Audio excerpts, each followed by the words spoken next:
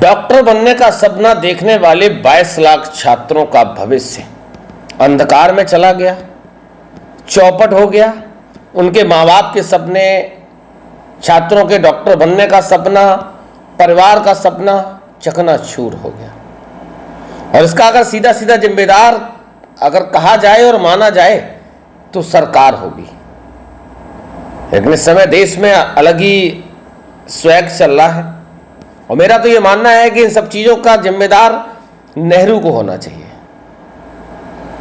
क्योंकि जितनी भी समस्याएं 2014 के बाद उत्पन्न हुई हैं और 2014 पहले भी जितनी भी समस्याएं थी, भारतीय जनता पार्टी के नेता, कार्यकर्ता और यहाँ तक कि प्रधानमंत्री नरेंद्र मोदी भी नेहरू को जिम्मेदार बताते आए हैं। तो मैं नीट का भी जिम्मेदार नेहरू को ही मानने वाला हूँ। और क्यों ना मानूं? नीट की परीक्षा क्यों कराई जाती है? डॉक्टर बनने के लिए। परीक्षाएं कहाँ होती हैं? स्कूल्स में, डिग्री कॉलेजेस में। परीक्षाएं क्यों होती हैं? डॉक्टर बनने के लिए। डॉक्टर बनेगा तो क्या करेगा? इलाज करेगा। इलाज किसका करेगा? देश की आम जनता का, जो इस समय धर्म के नशा में इस कदर डूबी हुई है कि आप कल्पना नहीं कर सकते। उसी जनता का इलाज करेगा। जब वो डॉक्टर बनेगा तो उसकी भर्ती कहाँ होगी? हॉस्पिटल में। और हॉस्पिटल किसने बनवाए? बताओ बताओ, हॉस्पिटल किसने बनवाए? एम्स किसने बनवाया? एमबीबीएस करने के बाद जब छात्र की भर्ती होगी तो कहां होगी? हॉस्पिटलों में। हॉस्पिटल बनवाए किसने? एम्स किसने बनवाया? आईआईटी किसने बनवाया? नेहरू ने। न एम्स बनवाए होते, न आईआईटी कॉलेज बनवाए होते, न देश के इतने बड़े शिक्षण संस्थान बनवाए होते, न ये परीक्षाएं होती, और ना ये परीक्षाएं होती तो ना परीक्षाएं लीक होती। तो इन सारी समस्याओं की जड़ जो नेहरू छोड़ के गए हैं, इसमें मोदी जी का कोई भी योगदान नहीं है। मोदी जी बहुत साफ सुथरे व्यक्ति हैं और वो हमेशा चिंतित रहते हैं, देश के प्रति चिंतित रहते हैं, देश की जनता के प्रति चिंतित रहते हैं। अभी भाषण 2 घंटे का पेल के गए हैं कि सोना मत खरीदिएगा, डीजल पेट्रोल मत खरीदिएगा, लाइट का कम प्रयोग करिएगा, डीजल पेट्रोल का कम प्रयोग करिएगा। देश आर्थिक संकट की ओर जा रहा है और 2-3 दिन भाषण पेलने के बाद 5 देशों की यात्रा पे खुद ही निकल गए। तो इन सारी समस्याओं की जो जड़ है वो नेहरू छोड़ कर गए हैं। मोदी जी का क्या, फकीर आदमी है, जो वो स्थिति बनेगी उसके बाद झोला उठाएंगे और निकल जाएंगे। और जिस तरीके के हालात वो खुद बता रहे हैं, आर्थिक संकट को लेकर, महामारी को लेकर, वो दिन अब दूर नहीं है कि मोदी जी अब झोला लेकर जाने ही वाले हैं, कभी भी जा सकते हैं। क्योंकि 2014 में जो शुरुआत हुई थी कि अच्छे दिन आने वाले हैं, अच्छे दिन आने वाले हैं, और 2024 के बाद अब वो खुद ही कहने लगे कि बुरे दिन आने वाले हैं। मतलब जो शुरुआत अच्छे दिनों से हुई थी, अब वो बुरे दिनों पे खत्म होने वाली है। आप अंदाजा लगाइए कि जिस गुजरात मॉडल को देश के सामने प्रस्तुत कर और जिस मार्केटिंग और मीडिया मैनेजमेंट के माध्यम से आधार बनाकर हमारे देश की जनता को जो सपने दिखाए गए थे, उसकी एक जो छोटी सी वानगी वो आपको देखने को मिल रही होगी। कोरोना के समय ऑक्सीजन सिलेंडर नहीं मिला, अब देश में एलपीजी सिलेंडर का ग्रहण लगा हुआ है।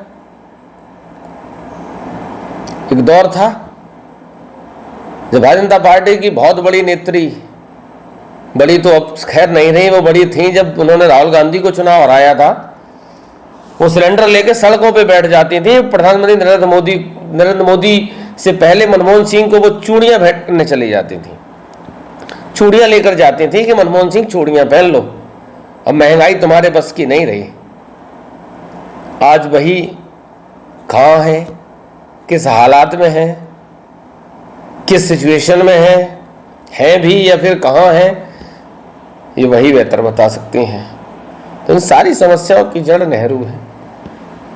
खबरदार, अगर आज के बाद किसी ने ये कहा कि देश में जो पेपर लीक हुए हैं उसकी जिम्मेदारी सत्तारूढ़ पार्टी ले, सत्तारूढ़ पार्टी के नेता ले, नहीं, उनकी गलती है ही नहीं।